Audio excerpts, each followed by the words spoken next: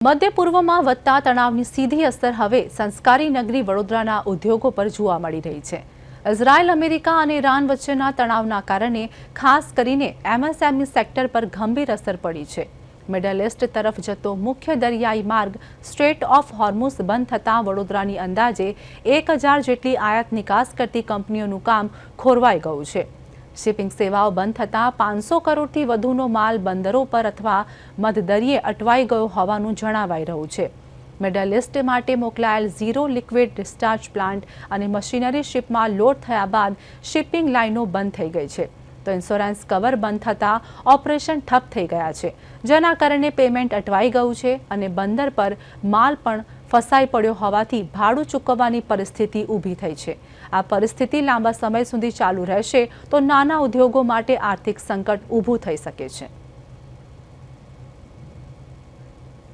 જે યુદ્ધની પરિસ્થિતિ છેલ્લા 4 દિવસથી ચાલી રહી છે, એ પરિસ્થિતિને જોતા નાના અને મધ્યમ કદના અને મોટા કદના તમામ ઉદ્યોગો અત્યારે માઠી અસર અનુભવી રહ્યા છે।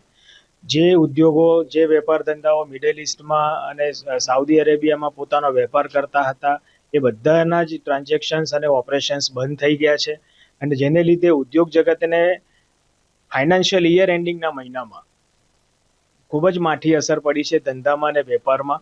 અને આ એક સિટી કે એક રાજ્યનો પ્રશ્ન નથી, પણ સમગ્ર ભારતના જેટલા ઉદ્યોગો મિડલ ઈસ્ટમાં કે પશ્ચિમી એશિયામાં કામ કરતા હશે, પોતાનો ધંધો કરતા હશે, એ બધા જ અત્યારે સફર થઈ રહ્યા છે।